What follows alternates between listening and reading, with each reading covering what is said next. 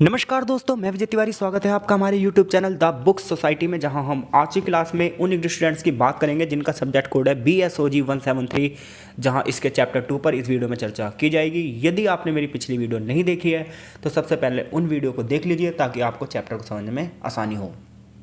जहाँ इस चैप्टर की बात की जाए तो इस चैप्टर का नाम है विकास के कारक और साधन, जहाँ इस चैप्टर से 2 प्रश्न बनते हैं। सबसे पहला क्वेश्चन ये बनता है कि विकास शब्द से आप क्या समझते हैं और विकास को प्रभावित करने वाले कारक बताइए। वहीं दूसरा प्रश्न ये बनता है कि विकास को मापने के क्या क्या साधन हैं। तो चलिए चैप्टर की शुरुआत करते हैं। तो पहले चैप्टर की तरह इस चैप्टर की भी एक प्रस्तावना दी गई है, जहां यदि आपने पहले चैप्टर की वीडियो देखी है तो इस प्रस्तावना का कोई अर्थ यहाँ पर नहीं है, लेकिन फिर भी मैं बता देता हूँ आपको ये प्रस्तावना क्या कह रही है।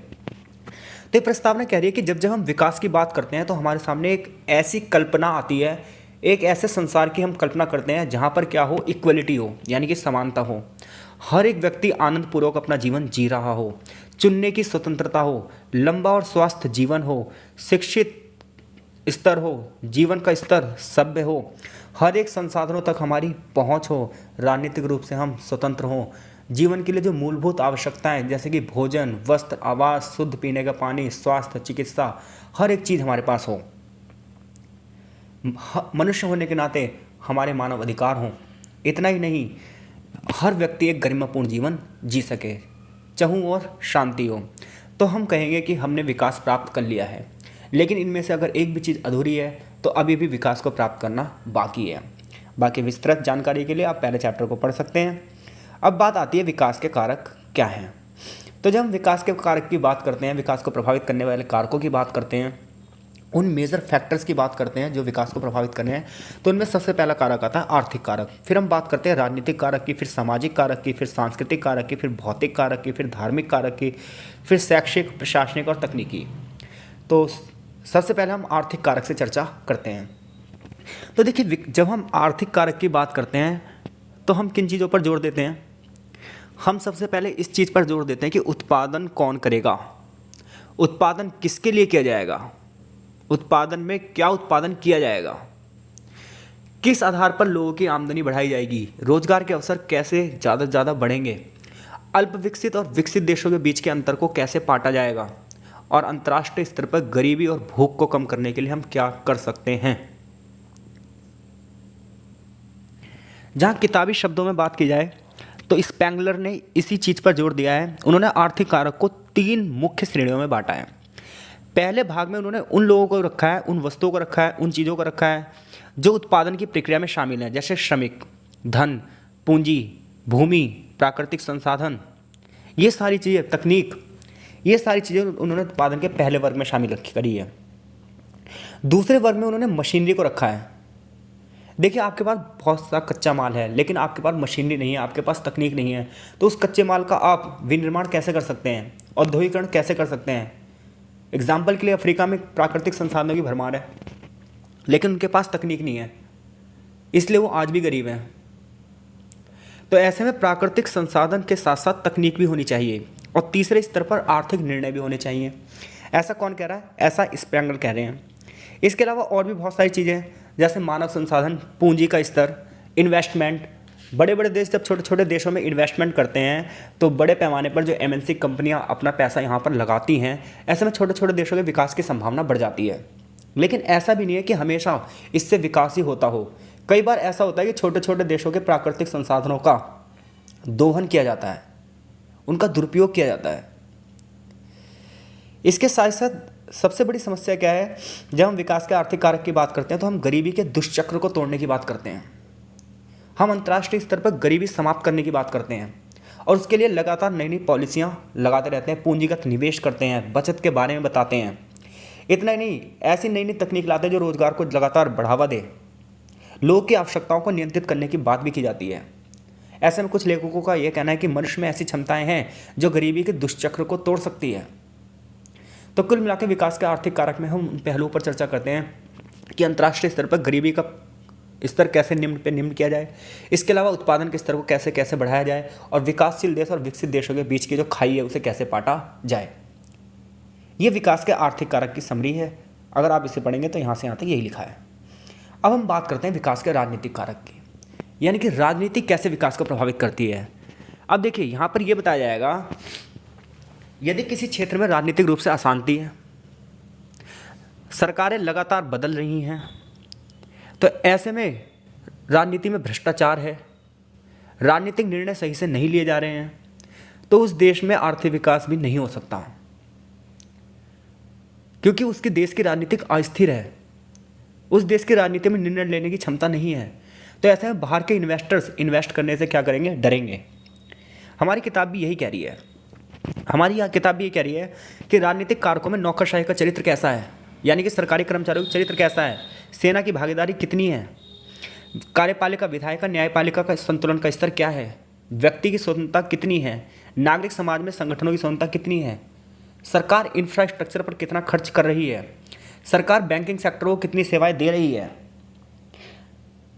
औद्योगिक विकास के लिए मूलभूत जरूरतों को क्या सरकार पूरा कर रही है या नहीं कर रही है, सरकार की अर्थव्यवस्था साम्यवादी है या पूर्ण पूंजीवादी है। ये सारी चीज़ें विकास को प्रभावित कर रही हैं। और ये निर्णय लेगा कौन, राजनीति। यानी कि विकास को प्रभावित करने में राजनीतिक कारक भी एक महत्वपूर्ण भूमिका निभाता है, क्योंकि अगर किसी देश में भ्रष्टाचार का स्तर बहुत ज़्यादा होगा, लाल फीताशाही होगी, व्यापार खोलने में बहुत सारी समस्याओं का सामना करना पड़ेगा, तो उस देश का विकास कैसे होगा। अल्पविकसित देशों और विकासशील देशों की यही समस्या है। तीसरे कारक की हम बात करते हैं तो वो सामाजिक कारक है। अब देखिए, किसी भी देश का जो समाज होता है, वो समाज ही हर एक चीज़ में अपनी भूमिका अदा करेगा। तो ऐसे में अगर समाज जागरूक ना हो, समाज शिक्षित ना हो, समाज रूढ़िवादी परंपराओं में बहका हुआ हो, तो वो देश कैसे विकास कर सकता है। यहाँ पर यही बात की जाएगी, जो हमारा पुराना समाज है वो कैसा था, रूढ़िवादी में विश्वास करता था, लेकिन समय बदला, पुनर्जागरण का युग आया, धीरे धीरे औद्योगिक विकास हुआ, औद्योगिकरण के चरण से हम आगे बढ़े, तो क्या हुआ, धीरे धीरे समाज विकसित होता गया। समाज विकसित होता गया तो अर्थव्यवस्था आगे बढ़ती गई, अर्थव्यवस्था आगे बढ़ती गई तो देश आगे बढ़ता गया और अपने आप विकास होता गया। तो विकास की एक चैन है, जहाँ समाज राजनीति से राजनीति, अर्थव्यवस्था से अर्थव्यवस्था, राजनीति राजनीति समाज से जुड़ी हुई है। और यहाँ पर एग्जाम्पल के माध्यम से ये चीज़ें बताई गई, जिसे मैंने हाईलाइट भी किया है। जैसे कि ग्रोनोवेटर ने कहा भी है कि आर्थिक परिणामों पर सामाजिक संरचना का बड़ा प्रभाव पड़ता है। सबसे बड़ा प्रभाव ये पड़ता है कि सामाजिक नेटवर्क में प्रोत्साहन को बढ़ावा दिया जाता है, सजा को, विश्वास को, इन सबको शामिल किया जाता है। जानकारी का प्रभाव होना चाहिए, लोगों के अंदर क्वालिटेटिव चीज़ें होनी चाहिए। जिस समाज में ये चीज़ें नहीं होंगी, वो समाज कैसे विकास कर पाएगा। आगे बर्टलैंड रिपोर्ट, जो कि पहले चैप्टर में हमने बात करी थी, नीदरलैंड का एक और एग्जाम्पल यहाँ पर दिया गया है। तो यहाँ पर ये भी बात बताई गई कि बहुत सारे, जब हम समुदाय की बात करते हैं, बहुत सारे समाजों की बात करते हैं, तो सदियों से हाशिए पर रहे हैं, यानी कि निम्न स्तर पर रहे हैं, उन्हें लगातार शोषण का सामना करना पड़ा है। ऐसे में समाज में संरचना इस प्रकार से होनी चाहिए, लोगों को इतने अधिकार मिलने चाहिए ताकि उनकी क्षमताएं विकसित हो सकें, ताकि वो सामाजिक कार्यों में भागीदारी कर सकें। जितनी ज़्यादा लोगों की भागीदारी होगी, उतना ही सामाजिक विकास होगा। अब विकास का सांस्कृतिक कारक की बात करते हैं। देखिए, हर एक संस्कृति दूसरी संस्कृति से भिन्न होती है, लेकिन संस्कृति है क्या, हमारे खाने का तरीका, हमारे पीने का तरीका, हमारे कपड़े पहनने के तरीके, हमारी भाषाएं, हमारे यानी कि बोलने का तरीका, ये सारी चीज़ें हमारे कल्चर हैं। कहता भी है, संस्कृति ये बताती है कि लोगों का दृष्टिकोण कैसा है, लोग किन मूल्यों में विश्वास करते हैं, लोगों का व्यवहार कैसा है, और ये संस्कृति लगातार पीढ़ी दर पीढ़ी चलती जाती है।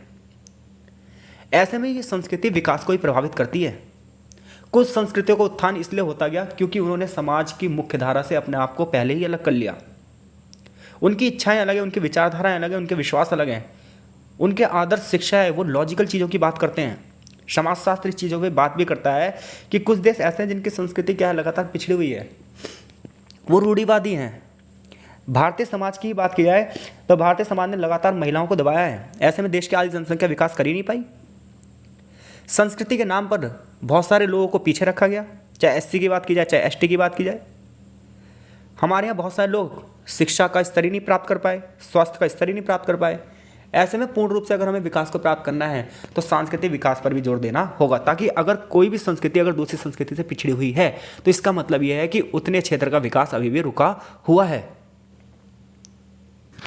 तो इस प्रकार से विकास को प्रभावित करने में संस्कृति एक महत्वपूर्ण भूमिका अदा करती है।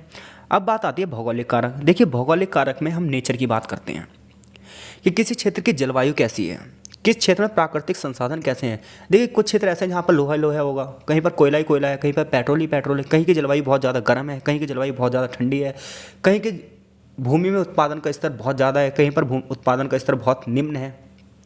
कुछ ऐसे क्षेत्र हैं जहाँ पर गर्मी ज़्यादा है तो वो वहाँ से बीमारियाँ बहुत ज़्यादा उत्पन्न होती हैं। तो ऐसे में इतनी सारी जो विभिन्नताएं हैं भौगोलिक, ये विकास को प्रभावित करती हैं। जहाँ भूमि का उत्पादन अच्छा होगा, जहाँ उपजाऊ उत्पन्न ज़्यादा होगा, वहाँ कृषि आधारित समाज होगा। जहाँ संसाधन भरमार होगी वहाँ पर औद्योगिक समाज होगा। तो यहाँ से यहाँ तक ये बातें बताई गई हैं। धार्मिक कारक विकास को बहुत ज़्यादा प्रभावित करता है, और भारत जैसे देश जो विभिन्न धर्म विभिन्न जातियों वाले हैं, यहाँ पर तो इसका अध्ययन और भी ज़्यादा जरूरी हो जाता है।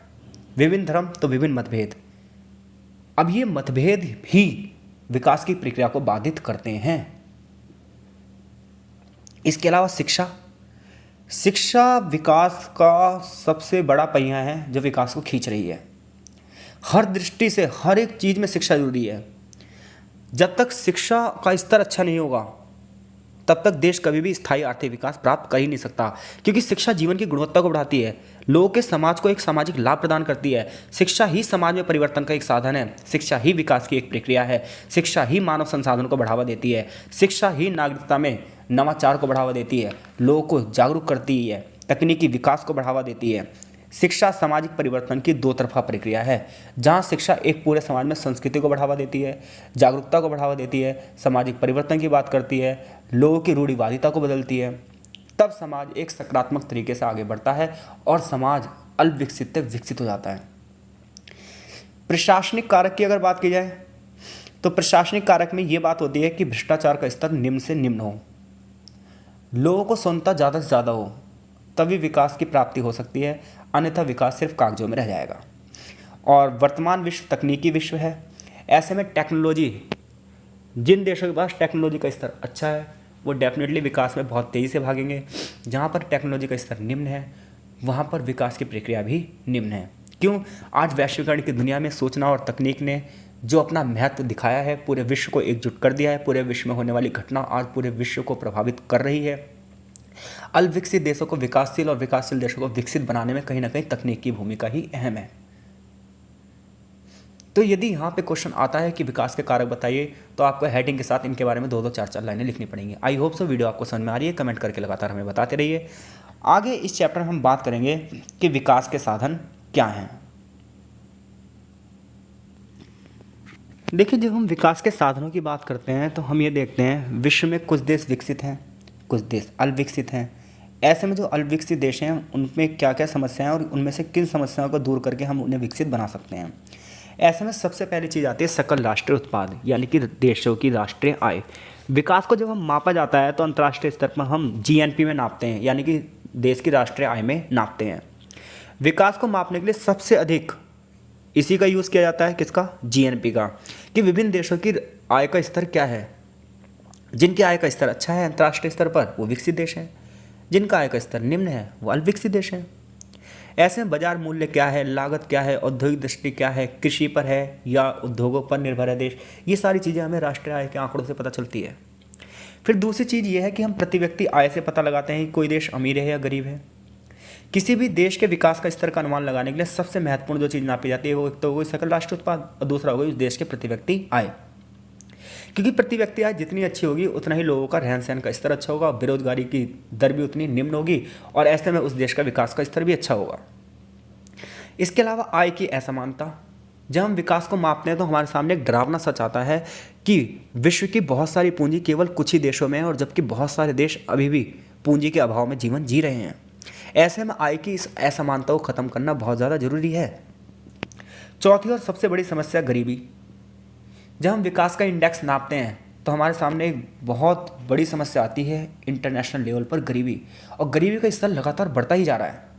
विकासशील देशों के लिए आय की असमानता भी है, प्रति व्यक्ति आय भी निम्न है। इसके अलावा तो गरीबी का स्तर ज़्यादा बढ़ेगा, गरीबी का स्तर ज़्यादा बढ़ेगा तो क्या क्या होगा, लोगों के पोषण में समस्याएं होगी, उच्च और दीर्घ जीवन नहीं होगा बल्कि रोग युक्त जीवन होगा, बुनियादी सुविधाएं नहीं होंगी, शिक्षा और स्वास्थ्य वहाँ नहीं होगा। इसके अलावा जब हम विकास की मापन करते हैं अंतर्राष्ट्रीय स्तर पर तो पांचवी चीज़ जिस पर हम जोर देते हैं वह विकास से संबंधित योजनाएं। जैसे कि भारत जैसे जो देश हैं वो योजना आयोग के बल पर अपनी योजनाएं बनाते हैं, जहाँ पंचवर्षीय योजनाएं हमारे यहाँ लगाई गई। किस देश में किस प्रकार से विकास का ढर्रा अपनाया जा रहा है, विकास का रास्ता अपनाया जा रहा है, ये चीज़ भी उस देश के विकास को प्रभावित करती है। जैसे कि हम सभी जानते हैं, आज़ादी के बाद हमने योजना आयोग बनाया और अब उसकी जगह ले ली है नीति आयोग ने। पांचवी और सबसे बड़ी चीज़ मूलभूत आवश्यकता।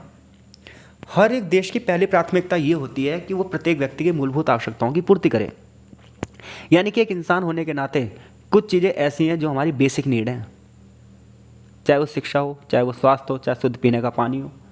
इसके लिए सरकारें लगातार जन्म दर, मृत्यु दर, जल आपूर्ति, इनसे संबंधित आंकड़ों को इकट्ठा कर रही है और इसी के लिए लगातार कार्य भी कर रही है। और अगली चीज़ जिस पर जोर दिया जाता है वो है सतत विकास। सतत विकास वह विकास है जो आने वाली पीढ़ियों को ध्यान में रखकर किया जाए।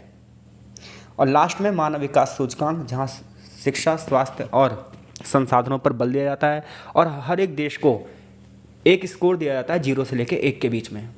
इसके आधार पर यह तय किया जाता है कि किस देश का मानव विकास स्तर अच्छा है और किस देश का मानव विकास का स्तर निम्न है। तो यदि ये क्वेश्चन आएगा तो आपको ये हेडिंग्स बनानी पड़ेगी। चैप्टर बहुत इजी है ये वाला, और ये चैप्टर यहीं पे फिनिश होता है। आई होप सो चैप्टर आपको समझ में आया होगा। अगर नहीं भी आया तो भी आप कमेंट करके हमें बताइए ताकि हम आगे सुधार रखें। आपका बहुत बहुत धन्यवाद।